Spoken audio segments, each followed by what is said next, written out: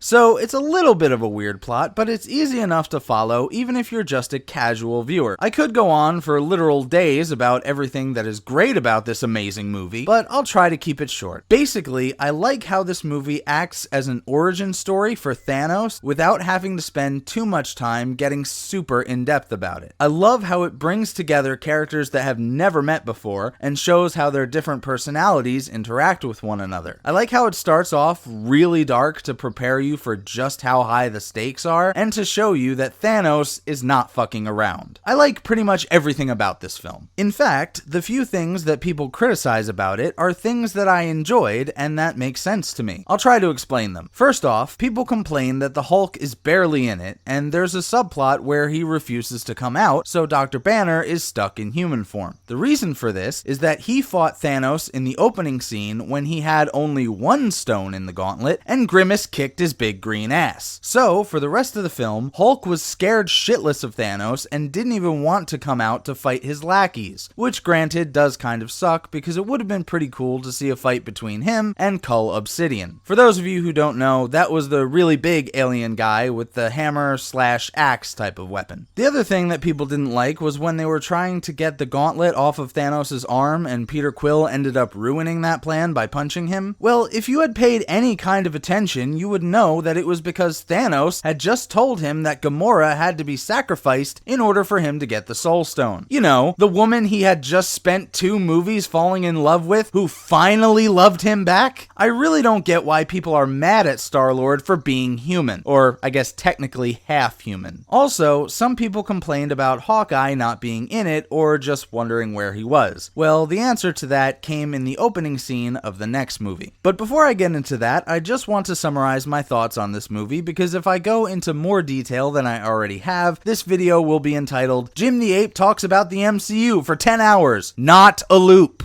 Basically, it's a fantastic crossover film with all these great characters that you should already know and love. Even if you don't, you can still get into it with the unbelievably high stakes, and the filmmakers do an amazing job of balancing out everyone's screen time so that it doesn't feel like the insert one character's name here show featuring others. And I really like the groups of characters that got teamed up to interact with each other and work together. My favorite is probably Star-Lord, Iron Man, Spider-Man, and Doctor Strange, also with Drax, Mantis, and Nebula, if I recall correctly. It's incredibly great on its own. It's also great as part of the larger MCU, but the next movie I'm going to talk about just barely edges it out in the latter regard, in my humble opinion. I am of course referring to my number 1 pick for the best movie in the Marvel Cinematic Universe so far, the undisputed champion of satisfying payoffs to long-term storytelling in my opinion, and the grand finale of the Infinity Saga, Avengers Endgame. Now, when Doctor Strange said in Infinity War that he had sent his consciousness forward in time to 14,605 possible futures, and that in only one of them were the Avengers ultimately victorious, we all knew that this movie was going to show us that 1 in 14 million possibilities that would give an overall happy ending to counteract the boldly bleak ending of Infinity War. The unknown was how exactly they were going to get there. One theory, which I'm glad didn't come to pass, was that Captain Marvel would just show up and save the day like it was nothing. Thankfully, while she did play a somewhat important role in moving the plot forward, she was barely in the movie. For the short time she was, I'd say she was just barely tolerable, which is about as close to a compliment as I can give to this paper-thin block of wood of a character with a bitchy remark written on it as played by a sad, sanctimonious, neurotically defensive, sheltered child of an an actress. But what I don't have trouble complimenting is this movie, because this movie was fucking amazing. And I kind of knew that it was going to be, hence why I pre-ordered my opening day ticket for it 3 weeks in advance, watched all the preceding movies leading up to it, and made sure not to drink any fluids that day so that I could remain seated for the entire 3-hour runtime and not have to get up to pee. Thankfully, I made it all the way through, even the credits, after which there was no post-credit scene, by the way, and I was just fine. It's hard to talk about this movie without giving away spoilers, so keep that in mind before we proceed with this part of the video. You have been warned. With that in mind, I will say that this movie has a slow build of just kind of stewing in the bleakness of Infinity War's ending, but it's worth it because it does pick up both in terms of action and in terms of mood. It's way too long a movie to talk about scene by scene, but I do want to mention the opening scene because it sets the tone for the first act. It opens with Hawkeye teaching his daughter to shoot a bow and arrow, while his sons play baseball and his wife, I think, was making food. You see he has an ankle monitor on, probably due to the events of Captain America Civil War, where he and the other anti-Sokovia Accords heroes were branded criminals. But he seems happy enough, at least until he goes to get something, and when he comes back to where his family was, he finds only dust. A beautiful opening that turns a happy moment into a dark one in the blink of an eye. From there, the film only gets better. We see a post-snap world and how people are dealing with it. The remaining heroes track down a burned-out, tired Thanos after he uses the gauntlet a second time, only to find out that he did so to destroy the Infinity Stones. Thor goes for the head this time, but then no one knows what to do, and they all just kind of go their separate ways. Then we get a 5-year time jump with a title card that takes about 5 years to show up on screen, so it feels like it's happening in real time. Anyway, I guess Bran Stark took a break from sitting around doing nothing during the Battle of Winterfell to warg into a not yet mutated Master Splinter so that he could find the van from the post-credit scene of Ant-Man and the Wasp and hit the button that Hank Pym or Hope Van Dyne or Janet Van Dyne was supposed to press before they all got turned to dust. And with that, Scott Lang is finally free from the quantum realm. This leads to a great series of scenes where he wanders around trying to figure out what happened, stumbles across a monument to the vanished, desperately searches through the names hoping his daughter's name isn't on it, only to find out that his name is on it. He runs to the house where his daughter used to live and bangs on the door, which is answered by her older self, who then shares an emotional hug with him as they each feared the other was dead. I said I wasn't going to talk about this movie scene by scene, and I meant it, so I'll try to speed this up. When Ant-Man hears what happened, he gets the idea to use the quantum realm to time travel back to the times the Avengers knew where the Infinity Stones were, bring them back to the future, snap to reverse the effects of Thanos' snap, then bring the stones back to the moments they took them from. Now, this could have been explained a bit better if they had said that the quantum realm encompassed all of space and time, and could therefore be used as a temporal highway if only they had the roadmap, but as it stands, they still did a pretty good job of explaining the concept of branching timelines, and I think that as far as time travel in movies goes, this was about as well done as you could expect. Considering how mind-boggling of a concept it is, it's almost impossible to make a movie with time travel that makes complete and total sense in the face of all scrutiny. This film uses it as a plot device to get from the bleak ending of Infinity War to the climactic final battle of this movie and the 1 in 14 million chance for good to ultimately triumph over evil, or at least well-intentioned but extremely misguided. Time travel is how we get there. And the final battle is well worth the wait. If you thought the epic battle in Wakanda at the end of Infinity War was big, this battle is at least 10 times bigger. Literally everyone that could be in this battle is in it, and despite its massive scale, it never really feels like just a blur of countless soldiers clashing into one another. What I mean by that is that the movie focuses on specific character moments during the battle, and shifts from showing one major hero in the battle to the next, and so on. So you care about the battle, and you can tell what's going on in it pretty much all the time. There is one kind of cringy moment where all the women are suddenly fighting within the same 10 to 20 foot radius, and it's obviously a teaser for an all-female Avengers movie. It didn't really ruin anything for me, but it does strike me as a bit silly, especially considering that there has never been an all-male Avengers. Black Widow has been in this franchise since the beginning pretty much, and they've only added more female heroes since then, some better than others. others. But the final battle scene in this movie is practically perfection, and it culminates in the MCU and the Infinity Saga coming full circle in the most bittersweet, beautifully poetic, yet heartbreakingly tragic way possible. It all happens with 4 simple words. The same 4 simple words that started it all. And if you've seen the movie, you probably know exactly what I'm talking about.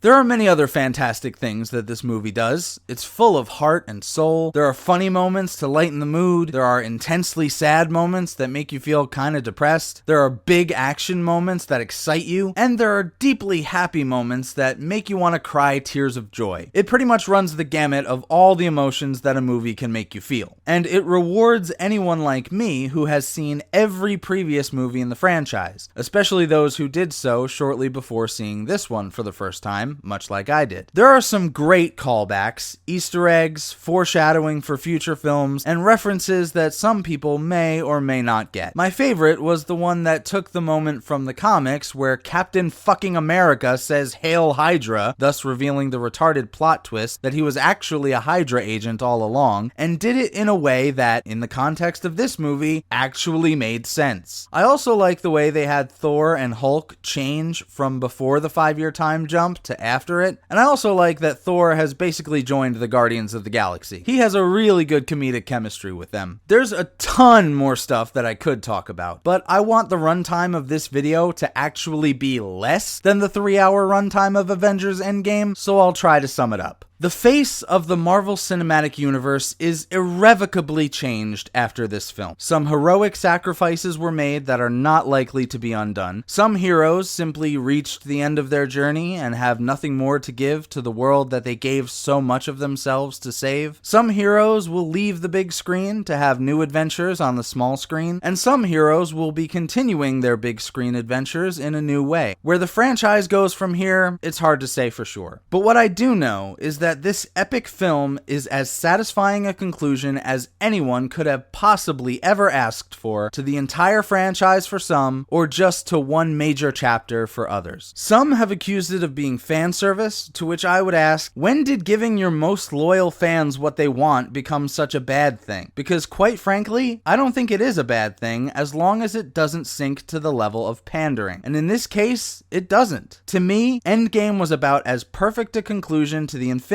Saga, to this stage of the MCU, or arguably to the whole franchise for those who want to get off this crazy ride at this particular stop, as one could reasonably think possible. That is why it is at the top of my list and is my choice for the best movie in the entire MCU. Just to recap, number 22 was The Incredible Hulk, number 21 was Thor: The Dark World, number 20 was Captain Marvel, number 19 was Ant-Man and the Wasp, number 18 was Iron Man 3, number 17 was Thor, number 16 was Iron Man 2, number 15 was Ant-Man, number 14 was Black Panther, number 13 was Spider-Man Homecoming, number 12 was Thor Ragnarok, number 11 was Doctor Strange, number 10 was Avengers Age of Ultron, number 9 was Guardians of the Galaxy 2, number 8 was Captain America the First Avenger, number 7 was Guardians of the Galaxy, number 6 was Iron Man, number 5 was Captain America Civil War, number 4 was The Avengers, number 3 was Captain America the Winter Soldier, number 2 was Avengers Infinity War, and number 1 was Avengers Endgame. And that's my list. This video is probably already ridiculously long, so I'll make the wrap-up shilling as quick as possible. If you liked this video, please give it a thumbs up. I always appreciate that. If you didn't, feel free to give it a thumbs down. I don't really care. If you'd like, you can tell me how you would rank the movies in the MCU down in the comments. I'm interested to see how your lists differ from mine. If you like this kind of content, please make sure you're subscribed and click the bell icon to get notified whenever I upload a new video. I usually do political and social commentary videos, but I've been looking to branch out into more entertainment-related content lately because it's more fun for me. Follow me on Twitter and BitChute. I post on the former far more than I upload videos to YouTube, and on the rare occasion that I do, I upload to the latter several hours earlier. And last but not least, if you really enjoy my work, please consider supporting it financially on Patreon. I work a shitty job 6 days a week, and I put way more effort into these videos, particularly in the audio editing department, than you'd expect. So any amount you can spare would be greatly appreciated. As always, thank you for watching. I'll catch you next time. Stay great, apes.